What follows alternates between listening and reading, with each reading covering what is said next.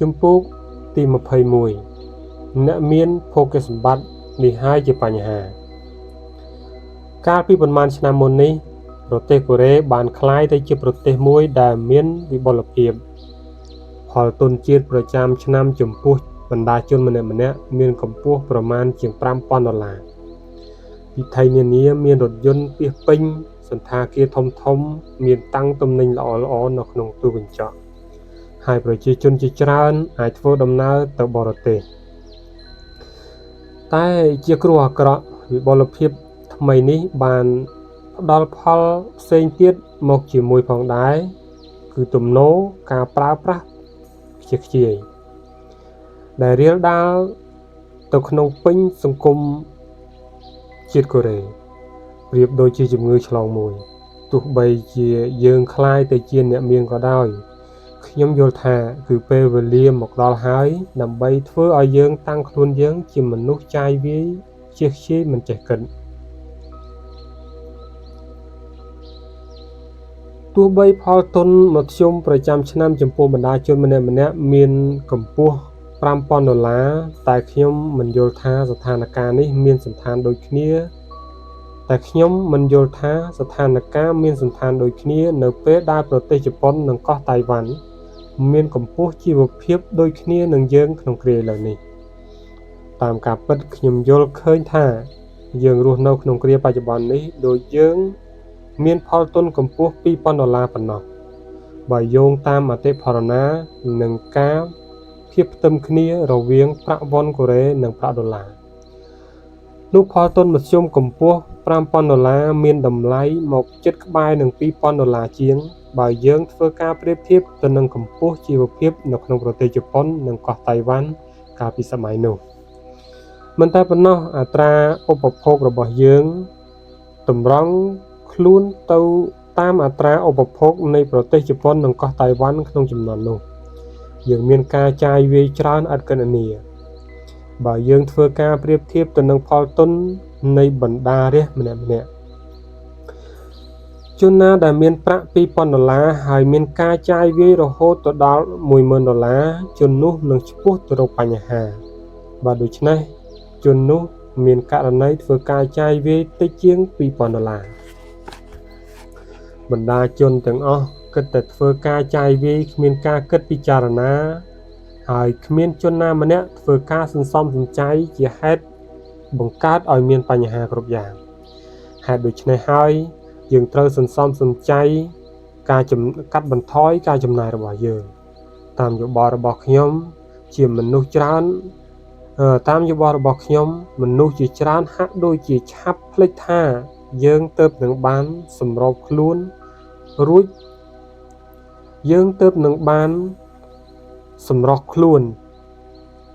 ចពីច្រវាក់នៃសេចក្តីលំបាកវេទនាថ្មីនេះកាលណាយើងប្រទះឃើញសភាពខ្លាំងក្លាក្នុងការចាយវាយយ៉ាងនេះយើងមានមនោសញ្ចេតនាដូចជាយើងឃើញកុមារតូចម្នាក់ដែលកំពុងរៀនដើរស្រាប់តែចង់រត់ប្រណាំងចម្ងាយ100ម៉ែត្រទោះបីជាបណ្ដារាស្ត្រជប៉ុនមានកម្ពស់ជីវភាពច្រើនជាងយើងក៏ដោយរាស្ត្រជប៉ុនមានជីវភាពយ៉ាងសុភាពចំពោះប្រធាននៃបណ្ដុំសហគ្រាសធំក៏ដោយគេរស់នៅក្នុងផ្ទះទំហំ100ទៅ130ម៉ែត្រក្រឡាប៉ុណ្ណឹងហើយដែលមានគ្រឿងតុកទូយ៉ាងសមរម្យប្រធានមហាសហគ្រាសដូចជាតូស៊ីបាបានទទួលបៀវត្សចំនួន100លានយ៉ឺនក្នុងមួយឆ្នាំតែគាត់រស់នៅក្នុងផ្ទះមួយដែលមានទំហំ43ម៉ែត្រក្រឡាហើយគាត់ធ្វើចំណាយ$150,000ក្នុងមួយខែផ្ទុយទៅវិញប្រធានខ្លះនៃក្រុមហ៊ុនតូចនៅក្នុងប្រទេសកូរ៉េមានទំហំ330ម៉ែត្រក្រឡាពេញដោយគ្រឿងតុកទូយ៉ាងថ្លៃដែលនាំចូលមកពីបរទេសចំណែកឯប្រទេសជាតិជប៉ុនវិញគឺជាពលរដ្ឋចេះធ្វើការសន្សំសំចៃច្រើនជាងគេនៅក្នុងសកលលោកហើយប្រាក់កាសសន្សំទាំងអស់នេះ បានធ្វើឲ្យប្រទេសជប៉ុនទៅជាប្រទេសមួយដែលមានភោគសម្បត្តិច្រើនជាងគេបំផុតនៅក្នុងពិភពលោកក្នុងគ្រាបច្ចុប្បន្ននេះការប្រើប្រាស់ទ្រព្យសម្បត្តិនៅក្នុងប្រទេសកូរ៉េមានចំនួនច្រើនហួសខ្នាតនៅពេលណាដែលមនុស្សទាំងឡាយចាប់ផ្ដើមធ្វើការចាយវាយជនទាំងនោះមានការលំបាកនឹងបញ្ឈប់ការចាយវាយរបស់ខ្លួនដូច្នេះហើយចាប់ពីដើមទៅយើងត្រូវណែនាំខ្លួនយើងឲ្យយល់ច្បាស់អំពីគុណសម្បត្តិនៃចរិយាមិនអួតអាងនិងលក្ខណៈរស់នៅដោយត្បិតត្បៀតលក្ខណៈណាមនុស្សទាំងឡាយមានទម្លាប់ភ្លក់រសជាតិភាពសម្បូររុងរឿងនិងផាសុកភាពជននោះមានការលំបាកនឹងវិលត្រឡប់ក្រោយវិញណាស់ឧទាហរណ៍គឺពិតជាការលំបាកឬក៏ពុំអាចធ្វើបានចំពោះជនណាម្នាក់ដែលបានធ្លាប់រស់នៅក្នុងផ្ទះមួយយ៉ាងធំហើយត្រូវសម្របខ្លួនមករស់នៅក្នុងផ្ទះមួយដែលតូចជាងមុនយ៉ាងណាមិញគ្មានអ្វីដែលមានសភាពបង្ខំចំពោះជនម្នាក់ដែលធ្លាប់មានរថយន្តផ្ទាល់ខ្លួនហើយស្រាប់តែត្រូវធ្លាក់ខ្លួនមកជិះរថយន្តដឹកសាធារណៈវិញការប្រើប្រាស់ធនធានហួសខ្នាតអាចផ្ដល់ការវិនាសអន្តរាយហើយបង្កើតទម្លាប់អាក្រក់មួយប្រទេសណាមួយដែលមានបណ្ដាជនមានការចាយវាយប្រើប្រាស់ហួសពីទ្រព្យសម្បត្តិដែលខ្លួនមានប្រទេសនោះនឹងជួបឧបសគ្គតែគ្រោះថ្នាក់មិនមែនកើតមកពីការចាយវាយខ្ជិះខ្ជាយប៉ុណ្ណោះទេការចាយវាយច្រើនហួសខ្នាតមានឥទ្ធិពលទៅលើមតិសាធារណជនដោយបណ្ដាលឲ្យមនុស្សទាំងឡាយមិនសូវមានការពុះពៀដើម្បីខិតខំធ្វើការងារខ្លាំងហើយនាំគ្នាយកចិត្តទុកដាក់ទៅក្នុងរឿងសប្បាយភ្លើតភ្លើននិងការរំភើបក្នុងគ្រាបច្ចុប្បន្នអ្នកទាំងអស់គ្នានេះចង់ឆ្លៀតឱកាសឲ្យមានការសប្បាយជាជាងចង់បំពេញកិច្ចការរបស់ខ្លួនដូច្នេះទៅជនទាំងនេះបណ្ដោយខ្លួនទៅក្នុងការខ្ជិលច្រអូសហើយនៅក្នុងអាកប្បកិរិយាជំលើយខុសខ្នាតដោយបដិសេធចោលការយកចិត្តទុកដាក់ព្យាយាមក្នុងការងារនិងការចាយវាយយ៉ាងត្បិតត្បៀត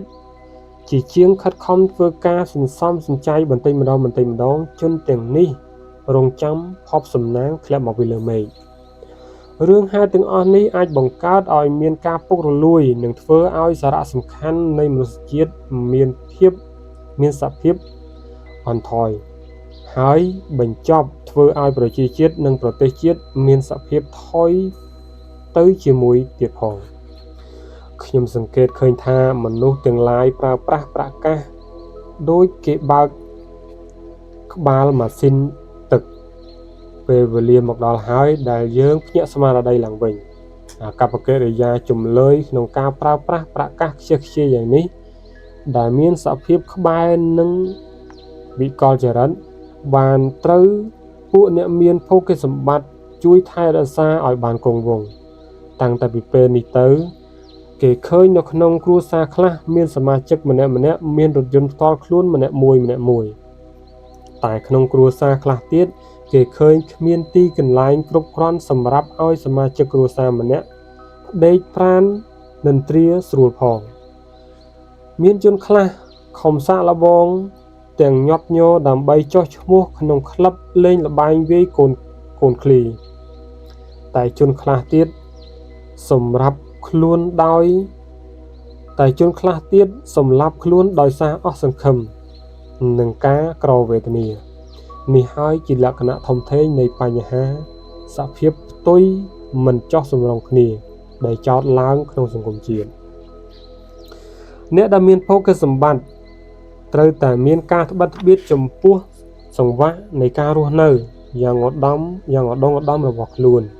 ជាជាងការលាតត្រដាងទ្រព្យសម្បត្តិរបស់ខ្លួនក្នុងការប្រើប្រាស់គ្មានខ្មាស់អៀន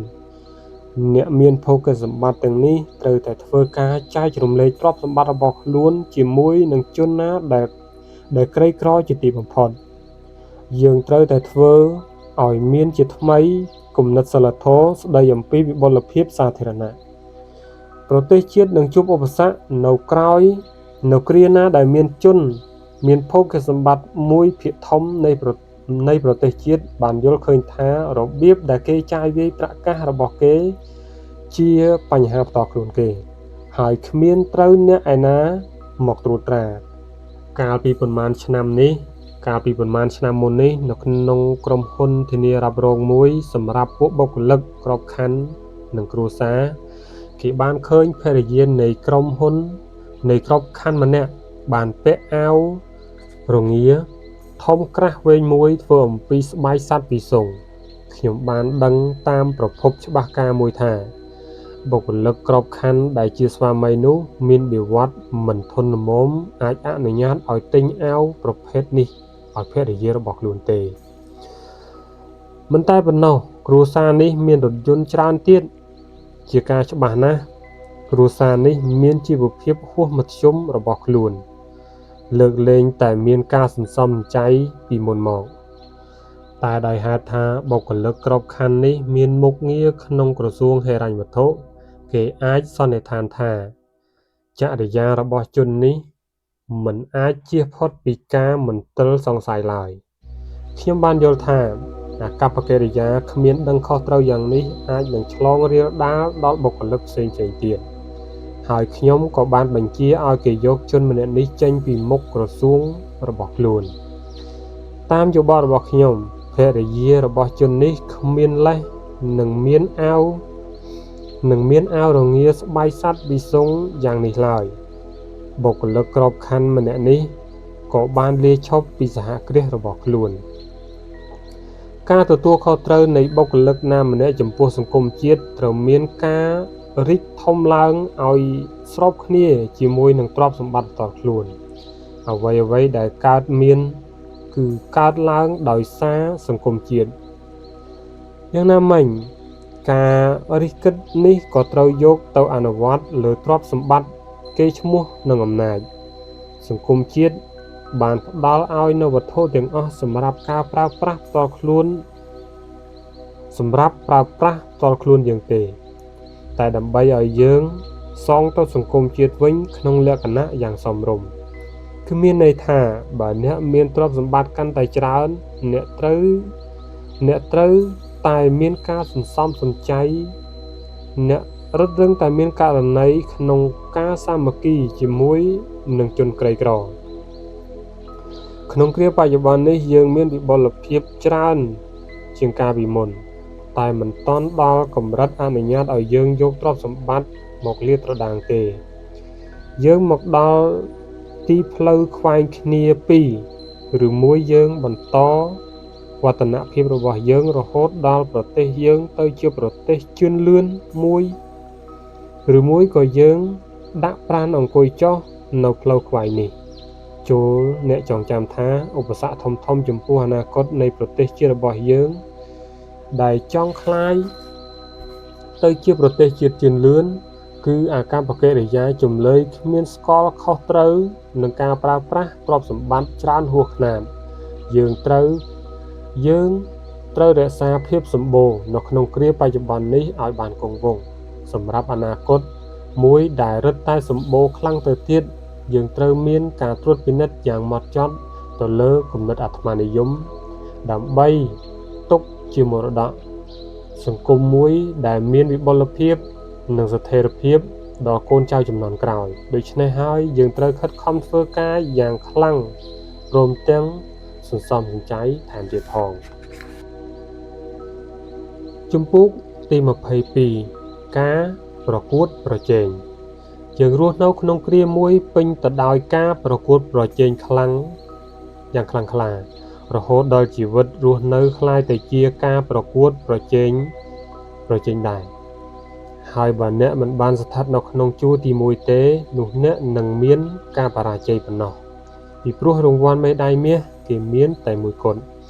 មួយវិញទៀតល្បែងកីឡានីមួយមានក្បួនច្បាប់ដែលកីឡាករម្នាក់ត្រូវស្គាល់កាលណាបើកីឡាករម្នាក់បំពានលើក្បួនច្បាប់កីឡាករនោះទទួលពិន័យគឺជាការស្ដីបន្ទោសដោយប្រាប់ឲ្យដឹងខ្លួនជាមុនអំពីកំហុសរបស់ខ្លួនបើមិនដូច្នោះទេត្រូវគេបណ្តេញចេញពីការប្រកួតក្រុមហ៊ុន Daewoo មានក្រុមបាល់ទាត់មួយឈ្មោះ Daewoo Royal កាលពី2ឆ្នាំមុនខ្ញុំត្រូវបានគេតែងតាំងជាប្រធាននៃសមាគមកូរ៉េខាងកីឡាបាល់ទាត់ក្នុងកីឡាបាល់ទាត់គេត្រូវគោរពក្បួនច្បាប់ដែលមានរបៀបតែមួយសម្រាប់កីឡាករគ្រប់ៗគ្នាលើកលែងតែកីឡាករអ្នកចាំទីដែលអាចចាប់នឹងដៃបានហើយដូច្នេះកីឡាករទាំងអស់ត្រូវគោរពបទបញ្ជាជាការចាំបាច់ជីវិតក៏ដូចគ្នានឹងកីឡាករបាល់ទាត់ដែរគឺមានក្បួនច្បាប់និងការដាក់ទោសពិន័យយើងទាំងអស់គ្នាមានសន្តានដូចជាកីឡាករក្នុងល្បែងកីឡានៃជីវិតយើងត្រូវតែប្រយុទ្ធតស៊ូហើយគោរពបទបញ្ជាមិនដូច្នោះទេល្បែងកីឡានោះនឹងគ្មានអត្ថន័យចំណុចដែលសំខាន់ជាងគេនៅក្នុងជីវិតគឺការធ្វើឲ្យខ្លួនយើងទៅជាអ្នកប្រកួតម្នាក់ដ៏ត្រឹមត្រូវគ្មានវិវេនេះជាសារៈសំខាន់ជាងជោគជ័យទៅទៀតពីព្រោះបរាជ័យគ្មានមន្ទិលសង្ស័យមានតម្លៃជាងជោគជ័យថោកទាបយើងឲ្យសារៈសំខាន់ជានិច្ចចំពោះកីឡាករសុចរិតជាជាងចំពោះជនណាដែលស្វែងរកជោគជ័យតែមួយមុខប៉ុណ្ណោះទោះបីយើងរស់នៅក្នុងសម័យមួយពេញដោយការប្រកួតប្រជែងយើងមិនត្រូវបណ្ដោយខ្លួនយើងឲ្យធ្លាក់ចូលទៅក្នុងរឿងជម្លោះនិងការរស់នៅតែឯងដាច់ឆ្ងាយពីគេដាច់ឆ្ងាយពីអ្នកឯទៀតឡើយការប្រកួតប្រជែងមិនមែនមានកម្មវត្ថុដើម្បីសម្លាប់ឬក៏កម្ចាត់ចោលនៅគូប្រជែងទេនៅក្នុងគោលបំណងធ្វើឲ្យជីវិតនៃអ្នកចូលរួមប្រកួតទាំងអស់គ្នាមានសភាពល្អជាងមុនគូប្រកួតប្រជែងពិតប្រាកដអាចផ្ដល់ឲ្យអ្នកនៅលទ្ធផលល្អប្រសើរច្រើនជាងមិត្តភក្តិម្នាក់ឬសាស្ត្រាចារ្យម្នាក់ដែលអាចធ្វើឲ្យយើងឡើងចំពោះអ្នក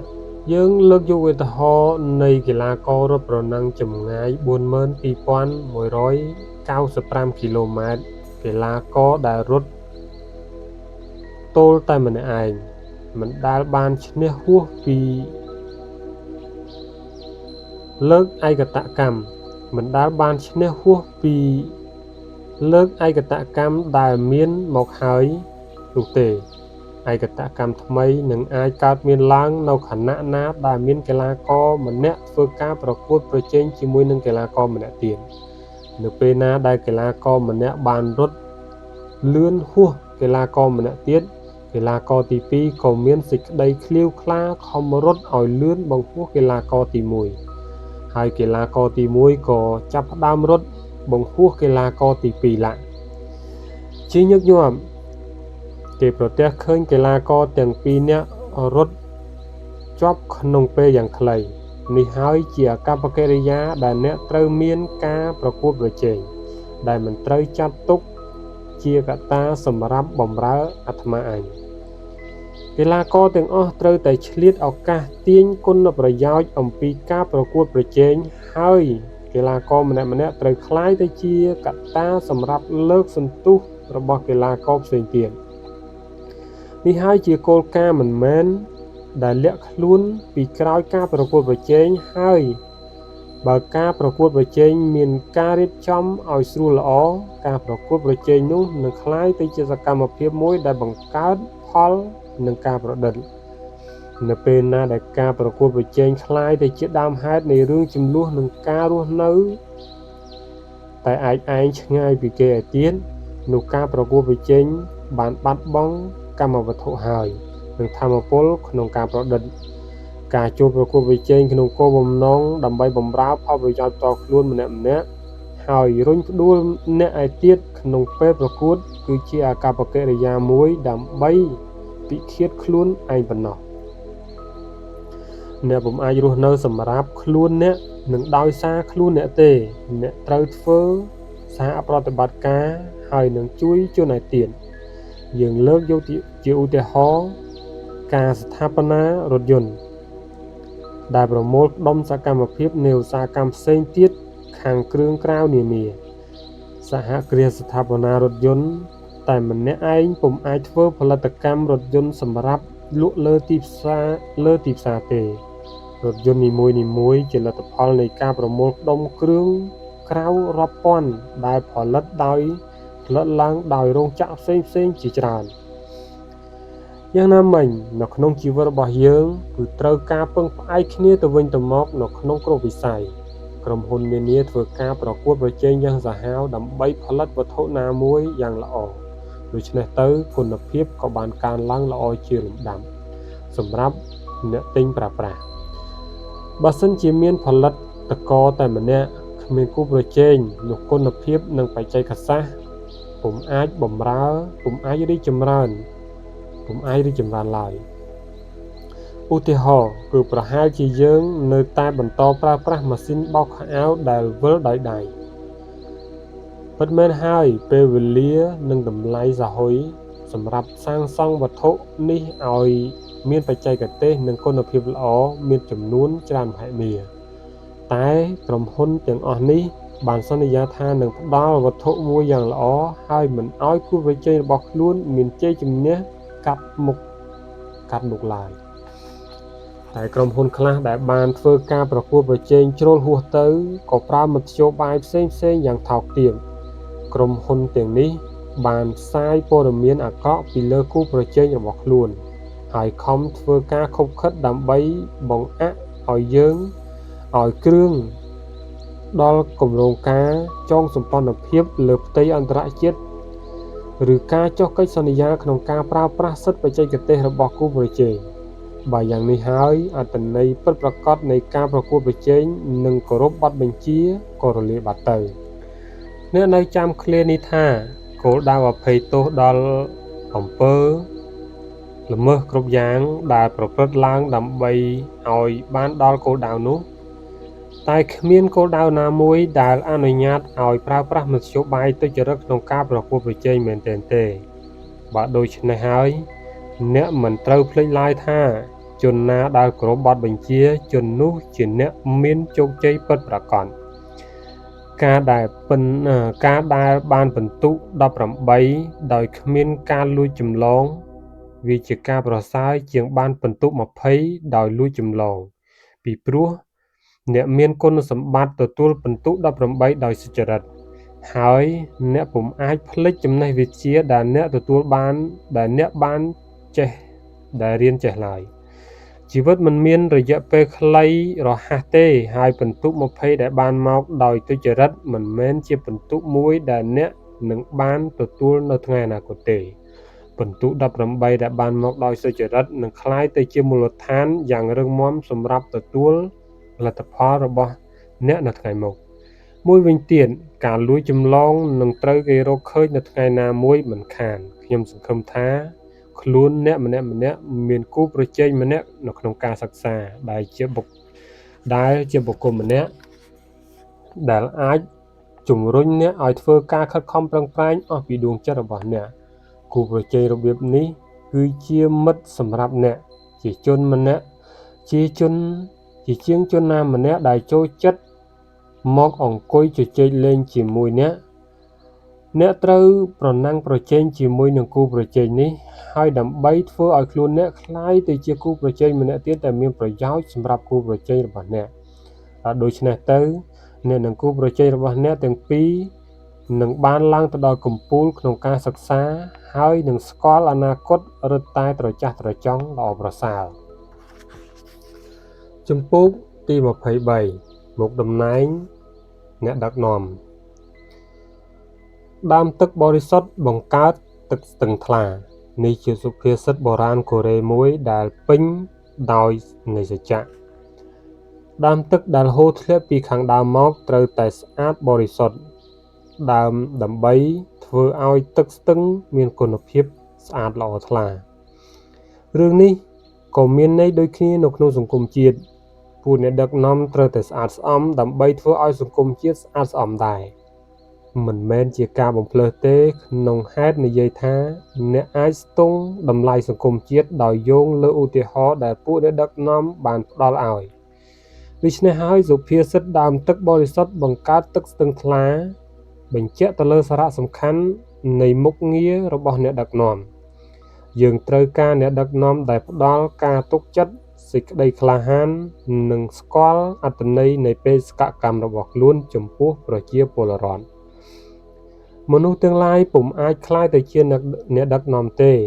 តែចំនួនពួកអ្នកដឹកនាំក៏ជាកត្តាមួយយ៉ាងសំខាន់ដែរនៅក្នុងប្រទេសកូរ៉េគេតែនិយាយថា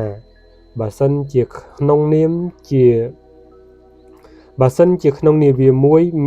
មានកម្មករច្រើនពេកនាវានោះមុខជាគឿងលើភ្នំតែបើនាវានោះមានកម្មករតិចពេកវានឹងមិនកម្រើកល្បឿនទៅមុខឡើយដូច្នេះជាការចាំបាច់ណាស់ជនណាដែលមានគុណសម្បត្តិនិងសមត្ថភាពពេញលេញជននោះត្រូវធ្វើជាអ្នកដឹកនាំនៅក្នុងសង្គមជាតិពិតនឹងជួបឧបសគ្គ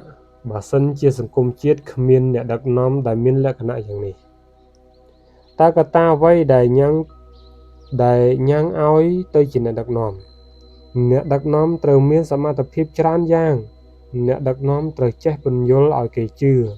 ហើយដឹងពីរបៀបដឹកនាំមនុស្សអ្នកដឹកនាំត្រូវមានលក្ខណៈដឹកនាំខ្លាំងរឹងប៉ឹងដើម្បីកែស្ថានភាពដែលមិនចុះសម្រុងគ្នានិងខ្វះសមត្ថកិច្ចនៃបុគ្គលិកក្រោមបង្គាប់ហើយចេះប្រើធម៌ពលនៃសហគមន៍ដើម្បីវិបុលភាពនិងការអភិវឌ្ឍភាពអ្នកត្រូវចេះយល់ឲ្យច្បាស់លាស់អំពីគោលការណ៍មួយមិនត្រូវមានការយល់ច្រឡំរវាងការដឹកនាំនិងអំណាចផ្ដាច់ការការដឹកនាំដែលលើកយកមកនិយាយនេះមានលក្ខណៈខុសគ្នាឆ្ងាយណាស់អំពីការដឹកនាំមួយបែបនោះដែលប្រឆាំងនឹងប្រយោជន៍សហគមន៍ដែលខ្លួនត្រូវបម្រើកាលពីគ្រាមុននៅក្នុងប្រទេសកូរ៉េយើងបានយល់ច្រឡំដោយចាត់ទុកអ្នកដឹកនាំរឹងប៉ឹងម្នាក់ជាអ្នកកាន់អំណាចផ្ដាច់ការតែក្នុងគ្រាបច្ចុប្បន្ននេះយើងមានការព្រួយបារម្ភចំពោះការគេចវេះរវាងការទទួលខុសត្រូវដែលអ្នកដឹកនាំពិតប្រាកដត្រូវប្រកាន់យកជានិច្ចពួកអ្នកដឹកនាំត្រូវយល់ច្បាស់អំពីអត្ថន័យនៃករណីយកិច្ចរបស់ខ្លួនហើយចាត់ទុកកិច្ចការរបស់ខ្លួនដូចជាបញ្ជាពីឋានលើមកដោយគិតថាខ្លួនមានដើមកំណើតមកដើម្បីបំពេញកិច្ចការនេះពួកអ្នកដឹកនាំត្រូវរស់និងស្លាប់ចំពោះកិច្ចការរបស់ខ្លួនហើយចាត់ទុកកិច្ចការនេះជាបេសកកម្មមួយគត់នៅក្នុងជីវិតរបស់ខ្លួនហើយបើសិនជាពួកអ្នកដឹកនាំគ្មានគោលគំនិតដូចនេះទេនោះសហគ្រាសនឹងក្លាយទៅជាហ្វូងមនុស្សច្របូកច្របល់គ្មានសមត្ថភាពនឹងបម្រើមុខងាររបស់ខ្លួនជនណាដែលចាត់ទុកការដឹកនាំជាមធ្យោបាយសម្រាប់ធ្វើឲ្យខ្លួនឡើងទៅជាអ្នកមានជននោះគ្មានគុណសម្បត្តិដើម្បីធ្វើជាមេដឹកនាំមែនទែនឡើយអ្នកដឹកនាំត្រូវមានភាពប្រាកដក្នុងចិត្តអំពីអត្ថន័យនៃពាក្យពលីកម្មដែលប្រើស្របជាមួយនឹងពាក្យបេសកកម្មពីព្រោះគេពុំអាចបែងចែកពាក្យទាំងពីរនេះចេញពីគ្នាបានទេការដឹកនាំមិនមែនកើតចេញពីឋានៈខ្ពស់ទាបនោះទេតែកើតចេញពីចំពោះជនណាដែលស្គាល់អត្ថន័យបេសកកម្មនិងពាក្យពលីកម្មដើម្បីប្រយោជន៍សហគមន៍ដើម្បីទៅជាអ្នកដឹកនាំគឺត្រូវដើរតាមមាគ៌ាមួយដែលពេញដោយបន្លាជនណាដែលស្ម័គ្រចិត្តបូជាជីវិតក្នុងគ្រួសារតណ្ហាគ្រប់យ៉ាងនឹងគ្រួសាររបស់ខ្លួនជននោះនឹងអាចទៅជាអ្នកដឹកនាំម្នាក់រឿងនេះជាការពិតចំពោះអ្នកដឹកនាំគ្រប់ឋានៈនៅក្នុងសង្គមជាតិដល់ហេតុយ៉ាងនេះហើយអ្នកឃើញឬទេចំពោះអ្នកពុំអាចមានសមត្ថភាពដឹកនាំសហគមន៍ទេពីព្រោះជាបញ្ហាគុណសម្បត្តិដែលញ៉ាំងនឹងជំរុញឲ្យមនុស្សម្នាក់មានចលនាឡើងដើម្បីឲ្យក្រុមហ៊ុន Daewoo ខ្លាយទៅជាជោគជ័យខ្ញុំបានលះបង់ជីវិតក្នុងគ្រួសារខ្ញុំធ្វើដំណើរដោយគ្មានបាននិន្ទ្រាស្កប់ស្កល់ខ្ញុំគ្មានពេលវេលារំហើយប្រាណហើយខ្ញុំគ្មានពេលនឹងក្រេបរសជាតិភេសជ្ជៈមួយកែវដើម្បីសហគ្រាសរបស់ខ្ញុំបានបោះបង់ការសប្បាយរីករាយនៅក្នុងរង្វង់គ្រួសារមួយដែលជិតស្និទ្ធនៅក្នុងពេលដំបូងភរិយារបស់ខ្ញុំបានត្អូញត្អែជាញឹកញាប់តែឥឡូវនេះគេសុខចិត្តទទួលយល់ព្រមជាងពេលមុននេះប្រហែលជាគេយល់ថាគេពុំអាចជ្រើសរើសយកចម្លើយណាមួយទៀតឡើយខ្ញុំត្រូវរស់នៅជាមួយនឹងព្រឹត្តិការណ៍មួយគឺខ្ញុំមិនដាល់បាននាំកូនរបស់ខ្ញុំទៅវិស្សមកម្មមួយដងណាសោះ តែខ្ញុំគិតថាកូនរបស់ខ្ញុំមុខជាបានទទួលស្គាល់ដើមហេតុទាំងនេះហើយខ្ញុំជឿថាមុខជាវាពេញចិត្តមុខជាគេពេញចិត្តនឹងបេសកកម្មរបស់ខ្ញុំដោយហេតុនេះហើយខ្ញុំមានការរីករាយហើយខ្ញុំដឹងគុណចំពោះអកប្បកិរិយាប្រសើរដ៏ប្រសើរនេះពិតមែនហើយខ្ញុំមិនអាចភ្លេចសារៈសំខាន់នៃគ្រួសារទេពីព្រោះមានជីវភាពមនោរម្យក្នុងរង្វង់គ្រួសារជាមូលដ្ឋាននៃសុភមង្គលប៉ុន្តែយ៉ាងហោចណាស់អ្នកដឹកនាំត្រូវចេះបង្ហួសផាសុកភាពនិងបញ្ហាផ្ទាល់ខ្លួនបើសិនជាមនុស្សម្នាក់ធ្វើអ្វីដែលខ្លួនចង់ធ្វើប៉ុណ្ណោះតើមានអ្នកឯណាឯកាច់ចង្កូតត្រូវមានជនខ្លះចេះគិតជាបឋមទៅអ្នកឯទៀតហើយបោះបង់ផាសុកភាពផ្ទាល់ខ្លួនដើម្បីណែនាំសហគមន៍ឲ្យដើរលើផ្លូវល្អបើអ្នកចង់ឲ្យគេប្រសិទ្ធនាមឲ្យអ្នកជាអ្នកដឹកនាំអ្នកត្រូវតែសម្រេចចិត្តគ្មានរញរានិងធ្វើពលិកម្មផ្ទាល់ខ្លួនគ្រប់យ៉ាងនៅក្នុងក្រុមហ៊ុន Daewoo នយោបាយរបស់យើងផ្អែកទៅលើព្រឹត្តិការណ៍ទាំងនេះយើងចូលចិត្តមនុស្សដែលមានគំនិតប្រឌិតចូលប្រកួតប្រឡងថ្វីដៃនិងស្ម័គ្រចិត្តនៅក្នុងការខិតខំប្រឹងប្រែងធ្វើការងារច្រើនហើយចេះបំភ្លេចបញ្ហាផ្ទាល់ខ្លួនពីព្រោះជនទាំងនេះមានគុណសម្បត្តិជាអ្នកដឹកនាំហើយនៅថ្ងៃណាមួយអាចនឹងទទួលភារៈដឹកនាំវាសនានៃបណ្ដុំសហគ្រាស Daewoo ទោះបីអ្នកទាំងនេះនៅខ្វះសមត្ថភាពប្រឌិតយើងនៅតែចូលចិត្តជនទាំងនេះបើសិនជាគេមានមនោសញ្ចេតនាយ៉ាងមោះមុតក្នុងករណីបំពេញការងារឲ្យចប់ចុងចប់ដើមហើយបានខិតខំអស់ពីដួងចិត្តអ្នកទាំងអស់នេះអាចនឹងទៅជាបុគ្គលិកក្របខ័ណ្ឌនៅក្នុងក្រុមហ៊ុនយើងពីព្រោះគេបានតម្កល់ទុកនូវផលប្រយោជន៍សាធារណៈលើការបំពេញចិត្តផ្ទាល់ខ្លួន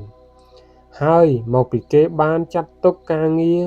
ដើម្បីអភិវឌ្ឍសេដ្ឋកិច្ចនិងសង្គមជាតិមានសារៈសំខាន់ជាងផាសុកភាពផ្ទាល់ខ្លួនរបស់គេជនទាំងនេះបានចូលអន្តរាគមន៍ក្នុងជោគជ័យនិងអភិវឌ្ឍភាពនៃក្រុមហ៊ុន Daewoo គេបានបដូរការរស់នៅស្រណុកសុខស្រួលនិងភាពត្រេកត្រអាលសប្បាយរបស់គេជាមួយនឹងការពេញចិត្តយ៉ាងច្រើនដែលកិច្ចការរបស់គេបានផ្ដល់ឲ្យតែមានជនខ្លះទៀតបានធ្វើការងារច្រើនដើម្បីទាញគុណប្រយោជន៍ពីវិបុលភាពផ្ទាល់ខ្លួនជនទាំងនោះមានការពេញចិត្តនឹងជីវភាពផ្ទាល់ខ្លួននិងក្នុងរង្វង់គ្រួសារដែលមានសុភមង្គលជាជាងធ្វើការដឹកនាំដើម្បីអភិវឌ្ឍភាពហើយការត្រេកត្រអាលក្នុងជោគជ័យជនទាំងអស់នោះពុំអាចមានមុខងារហួសផុតពីឋានៈនាយកឡើយក្រុមហ៊ុន Daewoo មិនត្រូវការដាច់ខាតជនណាដែលមិនចេះធ្វើការវែកញែករវាងការធ្វើការងារសម្រាប់ផលប្រយោជន៍សាធារណៈនិងការធ្វើការសម្រាប់ផលប្រយោជន៍ផ្ទាល់ខ្លួនដូចគ្នានេះដែរយើងមិនត្រូវការជនណាដែលមានការភ័ន្តច្រឡំរវាងកិច្ចការទាំងពីរយ៉ាងនេះទេជនណាម្នាក់នឹងបានទទួលការគោរពចំពោះឋានៈខ្លួនជាមេដឹកនាំជនណាម្នាក់នឹងបានទទួលការគោរពចំពោះឋានៈខ្លួនជាមេដឹកនាំនៅពេលណាដែលជននោះធ្វើការវិនិយោគយ៉ាងពិតប្រាកដទៅក្នុងមុខតំណែងដឹកនាំហើយចាត់ចែងការងារក្នុងអត្ថន័យបេសកកម្មពលិកម្មនិងគុណធម៌ខ្ពង់ខ្ពស់នៅក្នុងខណៈនេះហើយទើបយើងអាចស្គាល់លក្ខណៈរវាងមេដឹកនាំនិងអ្នកបម្រើផ្ដាច់ការមនុស្សទាំងឡាយស្ដាប់បញ្ជានៃអ្នកបម្រើនៃអ្នកដែលប្រើអំណាចផ្ដាច់ការព្រោះដោយសេចក្តីខ្លាចមិនមែនដោយសារគោរពទេមនុស្សទាំងឡាយគ្មានការភ័យខ្លាចពីសំណាក់មេដឹកនាំទេតែគេមានការគោរពអំណាចពិតប្រាកដនិងកិត្តិនាមកើតចេញពីការគោរពហើយមេដឹកនាំត្រូវមានគុណសម្បត្តិគ្រប់គ្រាន់ដើម្បីទទួលយកអំណាចនិងកិត្តិនាមនេះបើមិនដូច្នេះទេមេដឹកនាំនោះពុំអាចណែនាំសហគមន៍បានឡើយយុវជនទាំងឡាយខ្ញុំចង់ជំរុញឲ្យពង្រីកអត្ថន័យបេសកកម្មដើម្បីធ្វើឲ្យខ្លួនអ្នកក្លាយទៅជាអ្នកទទួលខុសត្រូវនៅក្នុងសង្គមជាតិហើយអ្នកអាចបង្ហួសសុភមង្គលផ្ទាល់ខ្លួនដែលចាប់បានកន្លងមក ដែលឆាប់កន្លងផុតទៅនឹងគំនិតវល់ក្នុងបញ្ហាជារៀងរាល់ថ្ងៃដើម្បីធ្វើវិភាគទានចំពោះសង្គមជាតិនិងប្រទេសជាតិមនុស្សទាំងអស់ពុំអាចហើយនឹងមិនត្រូវទៅជាមេដឹកនាំទេតែជាយ៉ាងណាក៏ដោយអ្នកត្រូវមានឋានៈជាមេដឹកនាំនៃជីវិតរបស់អ្នកពីព្រោះគ្មានជនឯណាអាចមករស់ជីវិតរបស់យើងជំនួសអ្នកឡើយយើងជាម្ចាស់ជីវិតរបស់យើងហើយហេតុផលទាំងប៉ុន្មានដែលខ្ញុំបាននិយាយពីមុខតំណែងអ្នកដឹកនាំនេះតម្រូវលើខ្លួនយើងដែរខ្ញុំសង្ឃឹមថាអ្នកឯណាដែលមានចំណង់ធ្វើជាមេដឹកនាំនៅក្នុងសង្គមត្រូវប្រកាន់យកដំបូន្មានទាំងនេះសមត្ថភាពពេញដោយថាមពលនៅក្នុងមុខតំណែងដឹកនាំការយល់ច្បាស់អំពីអត្ថន័យបេសកកម្មនិងពលិកម្មហើយនឹងការសម្រេចចិត្តគ្មានរញរាដើម្បីរស់នៅក្នុងជីវិតមួយដែលពោរពេញទៅដោយភាពជោគជ័យជំពូកទី24ជួយអ្នកដទៃនៅថ្ងៃមួយនោះដែលមានភ្លៀងធ្លាក់សត្វស្រមោចមួយបានត្រូវទឹកគួចនាំយកទៅតែដោយភ័ព្វសំណាងល្អមានសត្វព្រាបមួយហើរកាត់ទីនោះហើយក៏បានឃើញស្ថានភាពអស់សង្ឃឹមនៃសត្វស្រមោចពេញដោយក្តីអាណិតអាសូរសត្វព្រាបបានទម្លាក់ស្លឹកឈើមួយនៅក្នុងទឹកសត្វស្រមោចក៏បានវារឡើងលើស្លឹកឈើហើយក៏បានឃ្លាតផុតពីមរណៈពេលថ្ងៃស្អែកឡើងសត្វព្រាបបានទុំលើមែកឈើមួយរៀនព្រៃម្នាក់បានដើរមកជិតហើយលើកកំភ្លើងបាញ់តម្រង់ឆ្ពោះទៅសត្វព្រាបមិនឆ្ងាយពីទីនោះសត្វស្រមោចដែលបានយល់អំពីព្រឹត្តិការណ៍ដែលនឹងត្រូវកើតឡើងក៏ទៅតិចជើងព្រានព្រៃកំភ្លើងក៏របូតពីដៃព្រានព្រៃដែលបន្លឺសំឡេងស្រែកឈឺដែលជាហេតុធ្វើឲ្យសត្វព្រាបភ្ញាក់ស្មារតីហើយចាក់ចេញពីមែកឈើទៅសត្វស្រមោចបានយកអាសាសត្វព្រាបវិញមនុស្សគ្រប់គ្នាត្រូវការជំនួយបើទោះបីតាមរបៀបណាក៏ដោយក្នុងលក្ខណៈណាក៏ដោយហើយក៏គ្មានជនណាម្នាក់ទោះបីគ្មានគុណសម្បត្តិយ៉ាងណាក៏ដោយអាចនៅស្ងៀមមិនជួយអ្នកដទៃឡើយយើងពឹងផ្អែកគ្នាទៅវិញទៅមកហើយយើងត្រូវការជនឯទៀតនេះបង្ហាញសារៈសំខាន់នៃការតាក់ទងរវាងមនុស្សលោកក្នុងពិភពរបររកស៊ីខ្ញុំមានការស្ញប់ស្ញែងចំពោះភាពសំខាន់នៃការជួបគ្នាទៅវិញទៅមកដូច្នេះហើយនៅពេលដែលខ្ញុំបានបង្កើតក្រុមហ៊ុន Daewoo យើងមានការតាក់ទងជាមួយនឹងអ្នករកស៊ីម្នាក់នៅសង្ហបុរីឈ្មោះលោកថេដែលក្នុងរបរជំនួញក្រណាត់ជាមួយនឹងប្រទេសឥណ្ឌូនេស៊ីតាមអនុស្សាវរីយ៍ដែលខ្ញុំនៅចាំការក្នុងចំនួននោះយើងបានធ្វើការនាំក្រណាត់ចេញទៅលក់នៅក្នុងក្រុមហ៊ុនគាត់ដោយមានតម្លៃ$0.20ក្នុង1ម៉ែត្រតែមួយរំពេចក្រោយមកស្រាប់តែរដ្ឋាភិបាលឥណ្ឌូនេស៊ីបានដាក់កម្រិតដល់ការនាំចូលក្រណាត់ពីបរទេសហើយតម្លៃក្រណាត់លើទីផ្សារបានស្រុតចុះក្រោម$0.10ក្នុង1ម៉ែត្រពីព្រោះតែលោកថេចប់កិច្ចសន្យា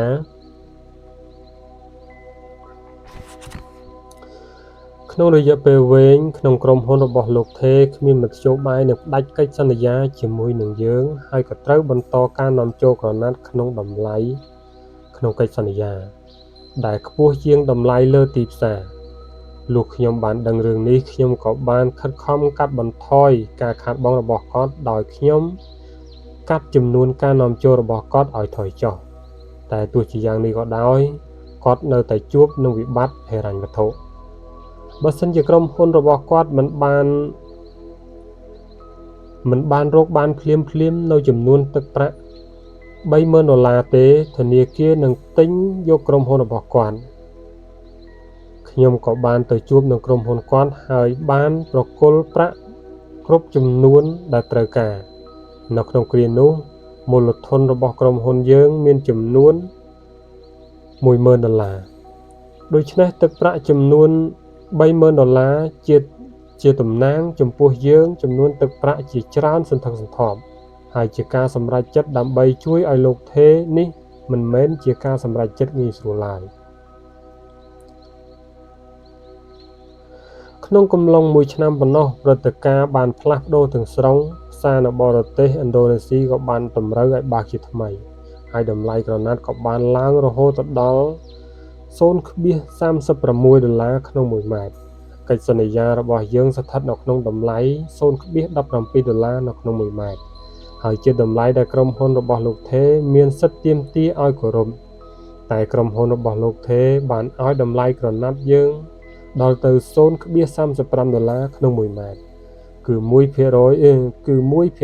ក្រោមតម្លៃក្រណាត់លើទីផ្សារយើងបានទទួល$0.35ក្នុង1ម៉ែត្រសម្រាប់ក្រណាត់ដែលមានតម្លៃ$0.17ក្នុង1ម៉ែត្រហើយដូច្នេះទៅយើងបានចំណេញជាង$1 លានដោយមានការស្រស់ស្រួលគ្នាយ៉ាងនេះដោយអ្នកឃើញស្រាប់ហើយខ្ញុំបានទទួលរង្វាន់យ៉ាងច្រើនសន្ធឹកសន្ធាប់ចំពោះទឹកប្រាក់ចំនួន$30,000ដែលខ្ញុំបានខ្ចីឲ្យក្នុងពេលដែលក្រុមហ៊ុនរបស់លោកថេរមានបញ្ហាគេទទួលរង្វាន់ជានិច្ចនៅពេលណាគេជួយសង្គ្រោះអ្នកដទៃតែត្រូវបញ្ជាក់ថារង្វាន់នេះមិនមែនធ្លាក់មកជានិច្ចលើជនណាដែលបានធ្វើអំពើល្អនោះទេតែទោះជាយ៉ាងណាក៏ដោយក៏នឹងមានជនណាម្នាក់ទទួលលទ្ធិនេះជាពិតប្រាកដនេះហើយគឺជាគោលការណ៍នៅក្នុងជីវិតរស់នៅជួយអ្នកដទៃគឺជួយខ្លួនអ្នក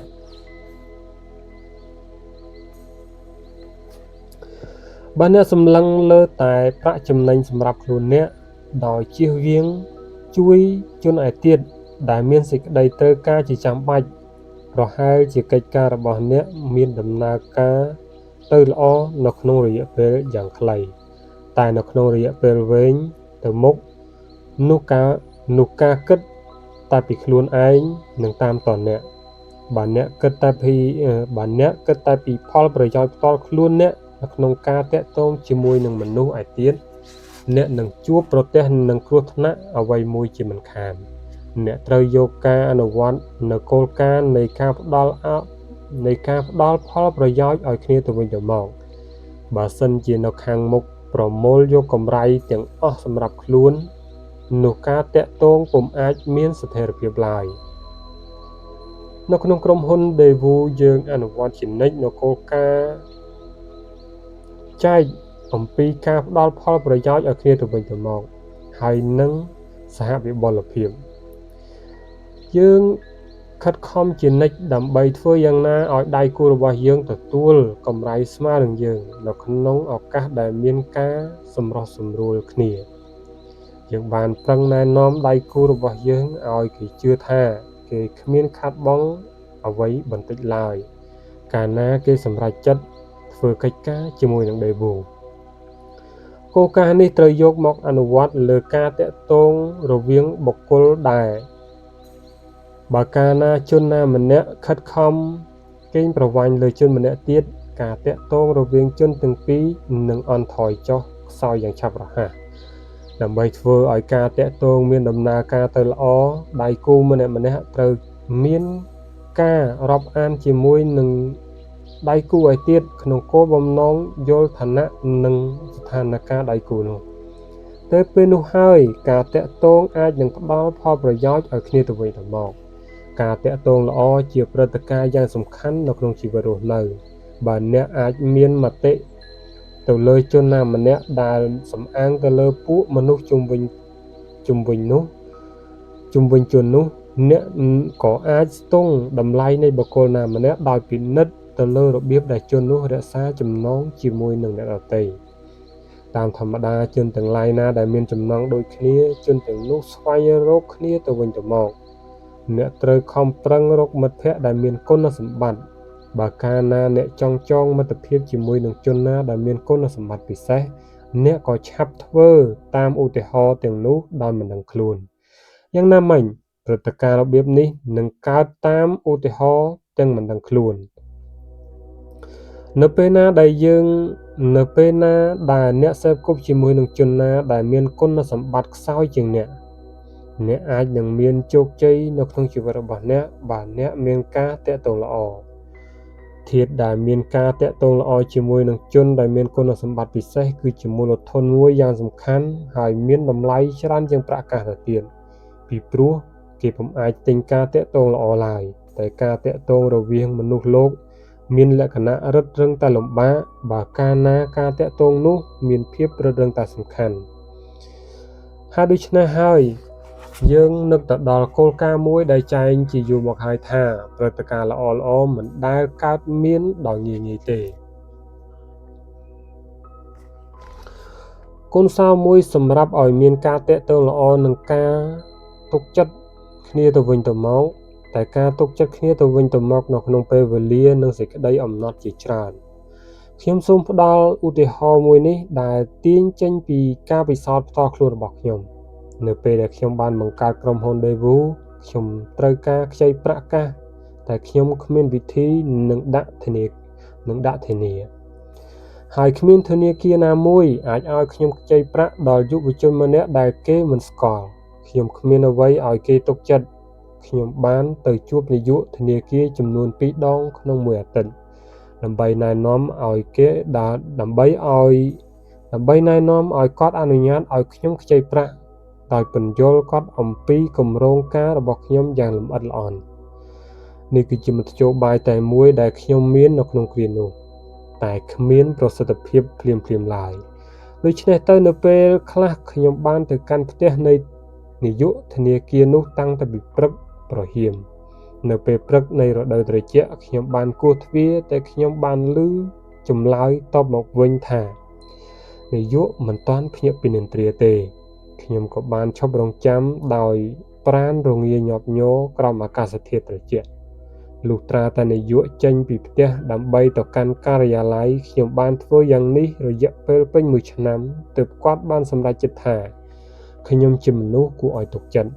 ដើម្បីមកដល់ដំណាក់កាលនេះខ្ញុំត្រូវមានសេចក្តីអំណត់យ៉ាងច្រើនហើយនៅរក្សាជានិច្ចការទុកចិត្តគ្នាទៅវិញទៅមកនេះជាកត្តាសំខាន់ណាស់ក្នុងមុខរបររកស៊ី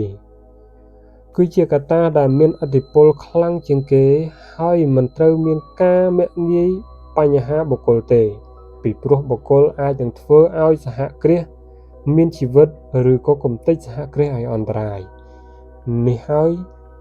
ហេតុនេះហើយគ្មានអ្វីធំជាងបញ្ហាមនុស្សទេយ៉ាងណាមិញ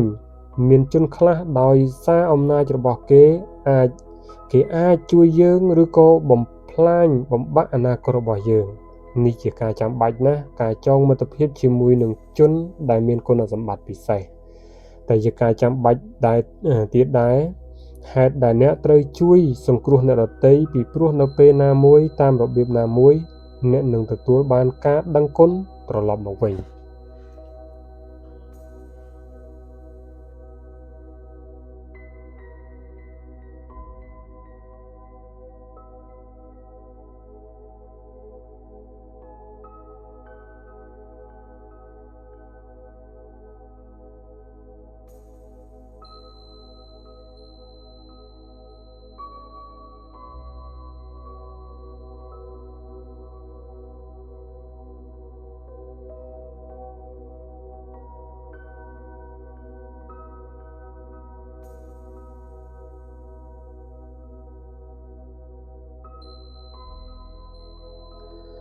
ជំពូកទី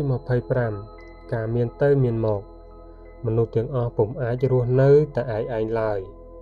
មនុស្សម្នាក់ជាផ្នែកមួយនៃសង្គមជាតិហើយមនុស្សទាំងអស់មានសេចក្តីត្រូវការពឹងពាក់គ្នាទៅវិញទៅមកមនុស្សទាំងអស់ផ្ដុំគ្នាឡើងជាសង្គមជាតិហើយនៅក្នុងពេលជាមួយគ្នានេះសង្គមជាតិច្នៃរចនាមនុស្សទាំងអស់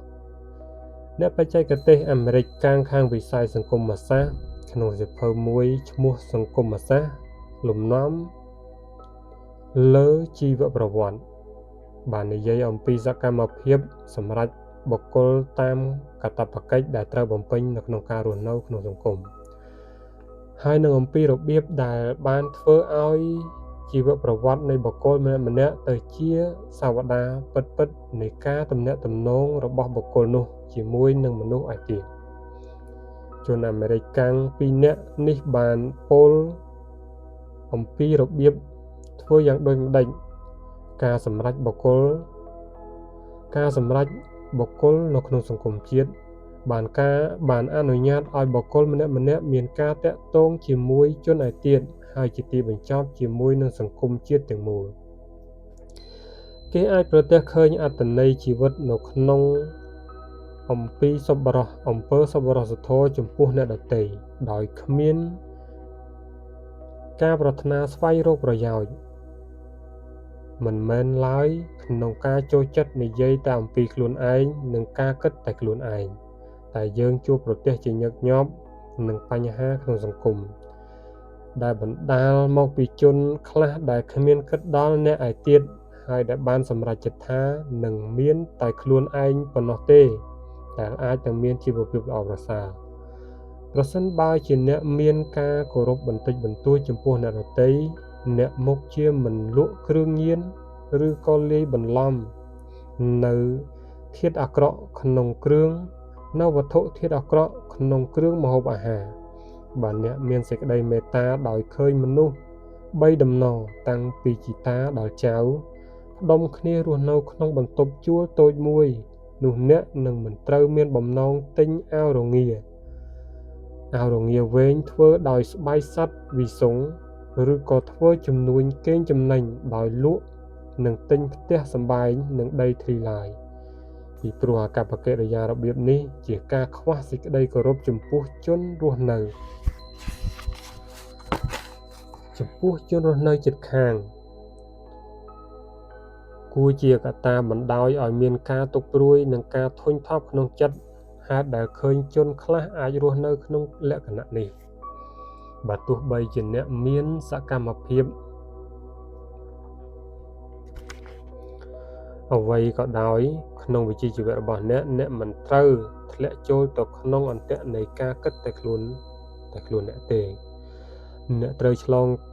ផុតពីគំនិតលោភលន់ដើម្បីគិតទៅដល់ប្រយោជន៍សាធារណៈអ្នកត្រូវតែគិតឃើញជានិច្ចថាអ្នកមិនត្រូវរស់តែឯងទេតែក្នុងការតាក់ទងជាអចិន្ត្រៃយ៍ជាមួយនឹងជនឯទៀតហើយអ្នកពឹងផ្អែកលើជនទាំងនោះក្នុងគ្រប់វិស័យការរស់នៅជាមួយនឹងជនម្នាក់ទៀតមិនមែនជាការពេញចិត្តនឹងស្ថិតនៅជាមួយគ្នាប៉ុណ្ណោះទេតែត្រូវឲ្យមានវឌ្ឍនភាពនិងវិបុលភាពជាមួយគ្នាហើយដែលយើងហៅថាវិបុលភាពនេះហើយជាមូលដ្ឋាននៃទស្សនៈរបស់ខ្ញុំលើសារជីវកម្មសហគ្រាសក៏ដូចជាមនុស្សដែរគឺមិនត្រូវស្វែងរកចំណេញផ្ទាល់ខ្លួនហើយបណ្ដោយឲ្យខូចប្រយោជន៍ដល់គេឯទៀតពិតមែនហើយគោលការណ៍របស់សហគ្រាសក្នុងរបបមូលធននិយមគឺការស្វែងរកប្រាក់ចំណេញ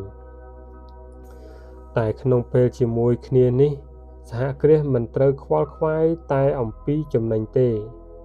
បើនិយាយឲ្យស្រួលយល់ទៅសហគ្រាសត្រូវបំពេញកិច្ចការរបស់ខ្លួនដើម្បីផ្ដល់ផលប្រយោជន៍នៃសង្គមជាតិនិងវិបុលភាពសាធារណៈយ៉ាងណាមិញបុគ្គលដែលស្គាល់នៅការខុសត្រូវមានកាតព្វកិច្ចចំពោះសង្គមជាតិដូចគ្នានឹងសហគ្រាសដែលកើតចេញពីសង្គមជាតិដែលត្រូវតែចូលរួមក្នុងសកម្មភាពសង្គមជាតិនៅពេលណាសហគ្រាសធ្វើជំនួញជាមួយនឹងក្រុមហ៊ុនឬក៏នឹងបរទេសគោលការណ៍ដដែលនេះត្រូវតែយកមកអនុវត្តទោះបីជាការស្វែងរកចំណេញអាចនឹងបង្កើតឲ្យមានចំណេញក្នុងរយៈពេលខ្លីតែคล้ายទៅជាការមិនសមហេតុសមផលក្នុងរយៈពេលវែងពីព្រោះក្រុមហ៊ុនឯទៀតនឹងឈប់រកស៊ីជាមួយអ្នកការតាក់ទងនឹងត្រូវចប់យ៉ាងឆាប់រហ័សហើយអ្នកក៏ខូចប្រយោជន៍របស់អ្នកដែរខ្ញុំគិតជានិច្ចនៅក្នុងអត្ថន័យចាយកម្រិតភាគស្មើកាលណាខ្ញុំរកស៊ីជាមួយនឹងដៃគូម្នាក់ពីព្រោះបើខ្ញុំធ្វើយ៉ាងនេះយើងប្រកាសជាធ្វើឲ្យទំនាក់ទំនងរយៈពេលវែងហើយមានគុណប្រយោជន៍ដល់គ្នាទៅវិញទៅមកគឺជាការចាំបាច់ក្រៃលែងដែលធ្វើឲ្យក្រុមហ៊ុនឯទៀតយល់ថាគេពុំមានការខាតបង់អ្វីបន្តិចឡើយ បើសិនជាគេរកស៊ីជាមួយនឹងយើងហើយខ្ញុំប្រកាន់យកគោលការណ៍នេះយ៉ាងខ្ជាប់ខ្ជួនជានិច្ចខ្ញុំយល់ថាដោយហេតុនេះហើយបានជាក្រុមហ៊ុន Daewoo បានចងចំណងពិសេសជាមួយនឹងក្រុមហ៊ុនបរទេសគោលការណ៍ដដែលនេះត្រូវយកទៅអនុវត្តជាមួយនឹងក្រុមហ៊ុនមួយដែលទទួលភារៈនៅក្រៅឧបករណ៍សម្រាប់សហគ្រាសរបស់យើងផលិតគ្រឿងក្រៅឧបករណ៍សម្រាប់សហគ្រាសរបស់យើងហើយធ្វើការពិនិត្យជានិច្ចអំពីតម្លៃដើមនិងអំពីចំណេញដែលអាចទាញចេញមកដោយយើងចង់ដឹងពិតប្រាកដអំពីផ្នែកកម្រៃដែលយើងចែកជាមួយនឹងក្រុមហ៊ុនទាំងនោះតែក្នុងពេលជាមួយគ្នានេះអ្នកត្រូវតែធ្វើយ៉ាងណាកុំឲ្យមានការខាតបង់ពីព្រោះបើអ្នកខិតខំរកផលប្រយោជន៍ឲ្យដៃគូរបស់អ្នកដៃគូនេះក៏មានករណីរកផលប្រយោជន៍ឲ្យអ្នកវិញដែរបញ្ហារបៀបនេះត្រូវបានចោទឡើងក្នុងគ្រាមួយដែលយើងបានធ្វើគម្រោងការសំណង់រោងចក្រចម្រាញ់ទឹកសមុទ្រឲ្យคล้ายទៅជាទឹកសាបនៅរដ្ឋអាឡាស្កាយើងបានទទួលបញ្ជាសំណង់ពីក្រុមហ៊ុនអាមេរិកដែលជាក្រុមហ៊ុនអាមេរិកមានឈ្មោះល្បីក្នុងវិស័យបច្ចេកទេសជឿនលឿនប៉ុន្តែបន្ទាប់ពីបានសម្រេចចិត្តប្រគល់កិច្ចសន្យានេះឲ្យក្រុមហ៊ុន Daewoo ក៏ក្រុមហ៊ុនអាមេរិកកាំងចាប់ផ្ដើមតែលក្ខណៈនៃកិច្ចសន្យាដោយធ្វើឲ្យយើងមានការចាញ់ប្រៀបក្រុមហ៊ុនអាមេរិកកាំងបានប្រកាសគេមានសិទ្ធិនឹងបញ្ចប់កិច្ចសន្យាឬក៏លើកទុកកិច្ចសន្យានោះទៅថ្ងៃក្រោយក្នុងលក្ខណៈណាក៏ដោយមិនតែប៉ុណ្ណោះគេបញ្ចូលលក្ខខណ្ឌពិសេសមួយក្នុងកិច្ចសន្យាដោយបញ្ជាក់ថាគេនឹងបង់ថ្លៃកិច្ចសន្យានៅពេលណាកិច្ចសន្យាចប់សពគ្រប់ជាស្ថាពរខ្ញុំពុំអាចទទួលលក្ខខណ្ឌយ៉ាងនេះឡើយដោយខ្ញុំសំអាងទៅលើគោលការណ៍ចែងអំពីសមភាពសមធម៌និងការមានទៅមានមកតែខ្ញុំពុំអាចកេងប្រវ័ញ្ចកិច្ចសន្យានោះចោលពីព្រោះយើងបានចំណាយពេលជាមួយគ្នាយ៉ាងច្រើនហើយនឹងមានការតស៊ូយ៉ាងខ្លាំងទម្រាំបានកិច្ចសន្យានោះខ្ញុំក៏បានទៅជួបប្រធាននៃក្រុមហ៊ុនអាមេរិកកាំងនោះដើម្បីពន្យល់ទស្សនៈរបស់ខ្ញុំបាននិយាយថាលក្ខខណ្ឌក្នុងកិច្ចសន្យាត្រូវតែមានលក្ខណៈយុត្តិធម៌ហើយក្រុមហ៊ុន Daewoo បានសំអាងទៅលើគោលការណ៍មានទៅមានមកខ្ញុំបានសួរប្រធាននៃក្រុមហ៊ុននោះថាតើគោលការណ៍នេះមិនមែនជាគោលការណ៍ដែលជាទំនៀមទម្លាប់របស់អាមេរិកកាំងទេឬពិតមែនហើយប្រធាននៃក្រុមហ៊ុនអាមេរិកកាំងដូចជាគ្មានការរន្ធត់ចិត្តដោយអាកប្បកិរិយារបស់ខ្ញុំទេខ្ញុំក៏ពោលបន្ថែមទៀតថាបើដូច្នេះខ្ញុំត្រូវតែលះបង់កិច្ចសន្យាដែលរបៀបរៀបចំឡើងក្នុងលក្ខណៈរបៀបនេះដល់ទីបំផុតទៅខ្ញុំក៏បានទទួលការយល់ព្រមដោយសមធម៌ហើយយើងបានទទួលប្រាក់កក់ចំនួនយ៉ាងធំមុននឹងចាប់ផ្ដើមធ្វើសំណង់គោលការណ៍ដែលស្ដីអំពីការគោរពគ្នាទៅវិញទៅមកសមធម៌និងមានទៅមានមកជាគោលការណ៍ចាំបាច់ក្នុងការតាក់ទងរវាងមនុស្សទាំងឡាយហើយរឿងតែពិសេសទៅទៀតក្នុងរបបរកស៊ីអ្នកត្រូវបំពេញកិច្ចការរបស់អ្នកដើម្បីប្រយោជន៍របស់អ្នកដទៃក៏ដូចជាខ្លួនអ្នកផ្ទាល់នៅពេលណាក្រុមហ៊ុនណាមួយធ្វើកិច្ចសន្យាអ្វីមួយហើយបណ្ដោយឲ្យខូចប្រយោជន៍គេឯងទៀតសង្គមជាតិនឹងគ្មានស្ថិរភាពមនុស្សទាំងឡាយត្រូវមានការទុកចិត្តគ្នាទៅវិញទៅមកប្រទេសកូរ៉េក្នុងគ្រាបច្ចុប្បន្នបានស្គាល់ជំងឺខ្លះដែលជាប់ទាក់ទងនឹងសង្គមជាតិដូចជាការមិនទុកចិត្តគ្នារវាងរដ្ឋាភិបាលនិងប្រជាពលរដ្ឋរវាងអ្នកចាត់ចែងក្នុងការងារសហគ្រាសនិងពលកររវាងសាស្ត្រាចារ្យនិងនិស្សិតរវាងមាតាបិតានិងបុត្រាបុត្រីនៅពេលណាដែលគេលែងទុកចិត្តគ្នាទៅវិញទៅមកនោះគេលែងយល់ចិត្តគ្នាហើយដូច្នេះទៅគេលែងទុកចិត្តគ្នានេះជាបញ្ហាត្រឡប់ត្រលិនគ្មានច្រកចេញក្នុងគ្រាបច្ចុប្បន្ននេះមានបញ្ហាមួយទៀតយ៉ាងធំគឺទំនាស់រវាងកម្មករចំពោះ ការទំនាស់នេះគេទម្លាក់កំហុសទៅលើសេចក្តីអយុត្តិធម៌ដែលមាននៅលើកន្លែងធ្វើការតែតាមយោបល់របស់ខ្ញុំវិញវិបត្តិនេះកើតចេញ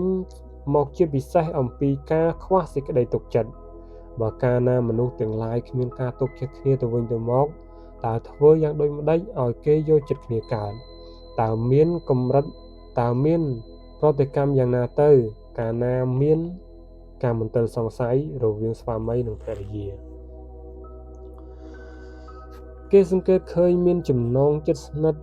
រវាងការមិនទុកចិត្តនិងការតម្កល់ខ្លួនឯងជាកំពូលយើងឆ្លងកាត់គ្រាមួយពោពេញទៅដោយការច្របូកច្របល់និងការប្រយុទ្ធហើយយើងជួបនឹងការវិនាសអន្តរាយទាំងមិនដឹងខ្លួនដោយសារតែលើកតម្កល់ខ្លួនឯងគ្មានអៀនខ្មាស់ជាមេកំពូលនិងការមិនទុកចិត្តគ្នាទៅវិញទៅមកអនាគតមានសភាពមិនទៀងដែលជាហេតុធ្វើឲ្យមនុស្សទាំងឡាយហាក់ដូចជាមិនខ្វល់ខ្វាយតែក្នុងការរកផាសុកភាពតខ្លួននិងរបស់គ្រួសារខ្លួនមួយប៉ុណ្ណោះ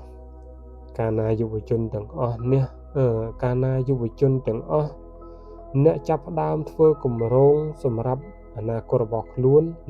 ខ្ញុំសង្ឃឹមថាពុំអាចភ្លេចគោលការណ៍សំខាន់នេះ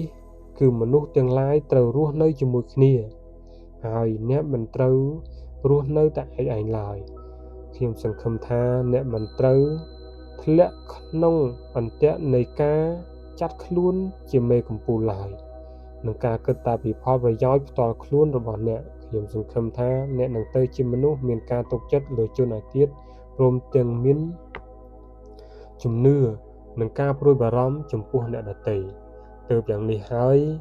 អ្នកអាចនឹងសាងពិភពលោកមួយដែលមានរមណីសូមអរគុណចំពោះការតាមដានស្ដាប់យ៉ាងយកចិត្តទុកដាក់របស់បងប្អូនទាំងអស់គ្នាហើយបើមានការខុសឆ្គងរំលងសេចក្តីប្រែសម្រាយត្រង់ណាមួយមិនសមរម្យដោយអចេតនាសូមអភ័យទោសដល់រូបខ្ញុំផងសូមអរគុណជួបគ្នានៅវីដេអូក្រោយ